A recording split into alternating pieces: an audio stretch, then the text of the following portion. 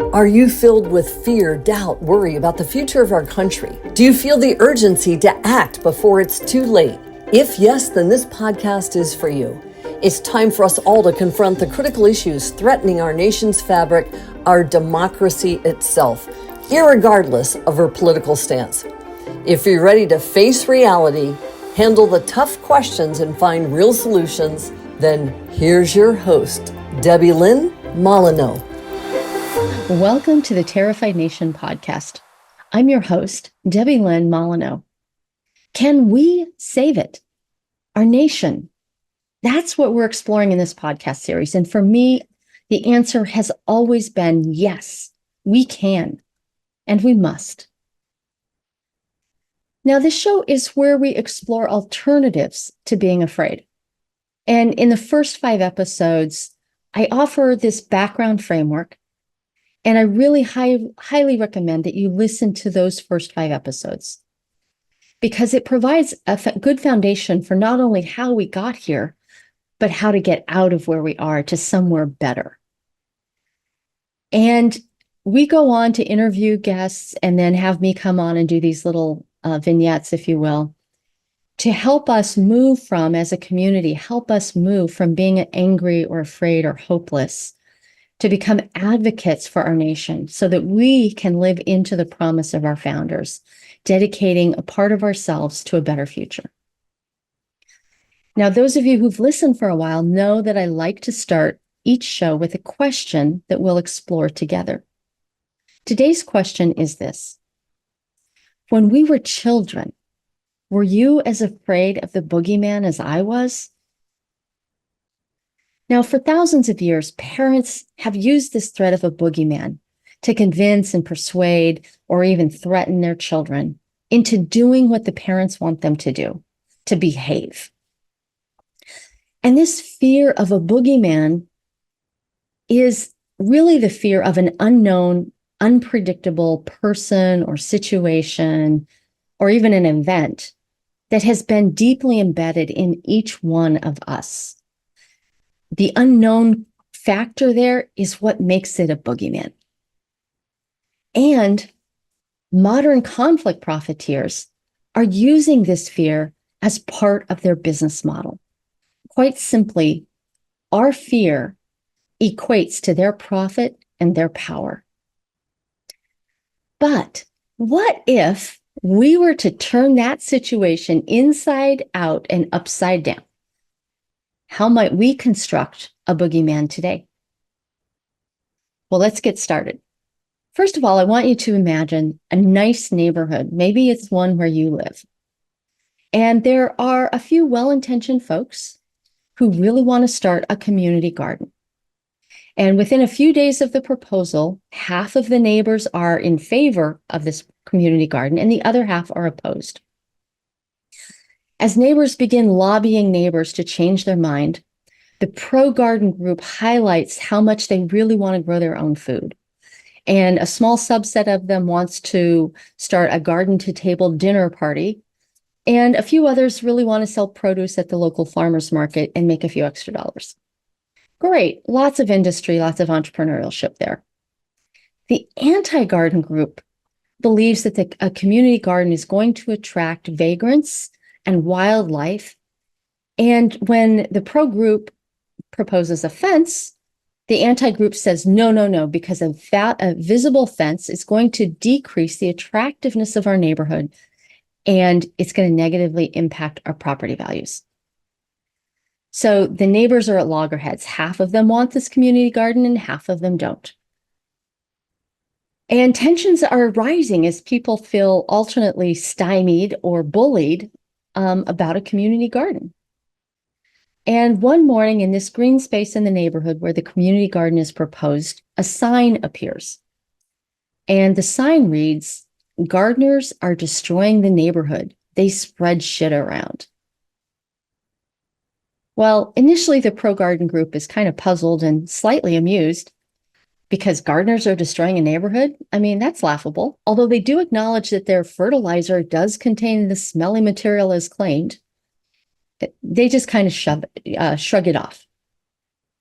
Now, the anti-garden group grabs the smell claim and adds clean air to their lobbying efforts. So here we are at loggerheads with more agitation, shall we say. Now, over time, about once a week, the sign changes. Each time the sign changes, the claims get a little more outrageous and go a little farther. So it goes something like this. The first week, gardeners spread shit around. The second week, gardeners eat like rabbits. Okay, so we like salad. This is the third week. Rabbits are pests. The fourth week, gardeners equal rabbits. The next week, they breed fast. The week after that, save our neighborhood from being overrun with rabbits. And finally, the week that the rabbit trap shows up, it says it's okay to kill rabbits. The uncertainty of to build or not to build a community garden takes on this life of its own, never settling the question. The resolution of the community garden is unknowable and unpredictable. So neighbors feel unsettled. And that's why people become willing to think that, oh my God, I might need to protect myself. So these tensions continue rising. And eventually it does grow to feel as if a family and homes or livelihood are at risk over to have or not have a community garden. And survival instincts kick in and neighbors become willing to do anything to protect themselves and their loved ones from each other in their neighborhood. Now, within the neighborhood itself, people have stopped talking to each other. And if they see somebody that they know to be on the other side, they cross the street to avoid them. Anti-garden neighbors talk privately about how bad those people are trying to ruin the neighborhood. And pro-garden neighbors feel as if they're being threatened, especially after tacit permission to it's okay to kill rabbits is put up. And there you have it. Several boogeymen in this simple story. The community garden, rabbits, and our neighbors each can be seen as a boogeyman depending on one's perspective. But all hope is not lost. Before the conflict arose, two neighbors who were close friends managed to stay in touch, mostly outside of the neighborhood because they would meet in this coffee shop like in the next neighborhood over. And they would talk about what was happening because neither of them were happy about it. And frankly, the garden was the least of their worries in their opinion. And so the two decided to work together across the pro and anti-garden lines to find a way to restore peace in their neighborhood. First things first, they decided to find out who was putting up the words on the sign. Luckily, in our story here, one of them had a camera on their house that could be angled in just the right way to see the sign. So they made the adjustments and they waited. A few days later, they got together to review the recordings. And on the third night after they hatched this plan, they watched the video as this truck pulled up and a person neither of them knew began putting the latest accusation on the sign, encouraging violence to rabbits. So who was this sign painter? Well, as they shared their video clip with both the pro and anti-garden neighbors, no one recognized it.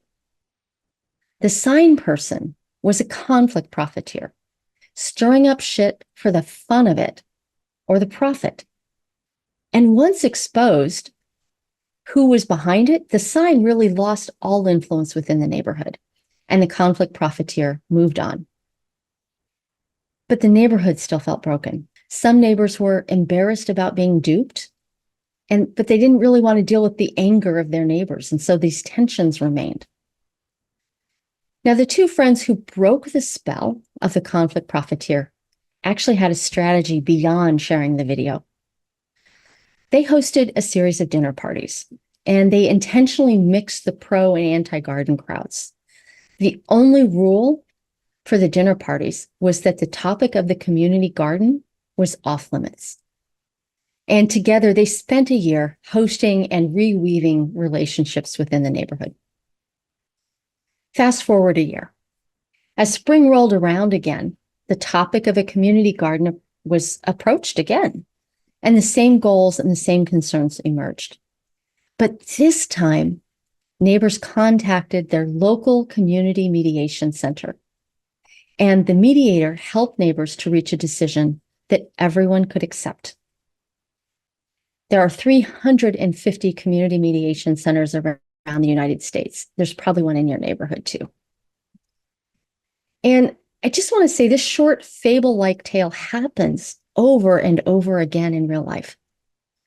It happens online, and we witness it in our media too, and of course in our neighborhoods. Where do you see it happening? Now, in my opinion, the heroes of this story are the neighbors who remain friends, despite their difference of opinion. And you can be a hero too. Every one of us can be that hero that remains friends with people despite our differences. You can be a hero too.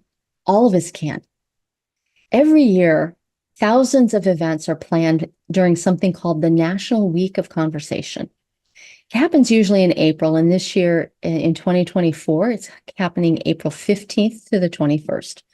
And there are thousands of events being planned, and you can either add your own event to it, plan one for yourself, or join one of those that's already planned and open to the public.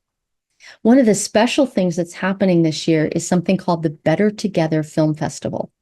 This is a collection of 5 or 6 films that you can choose one of them and host your own watch party, and then have a conversation about it afterwards. It's a great way of helping people to bridge divides and come together and have fun. I would especially encourage you to invite people you disagree with, because we're all in this together.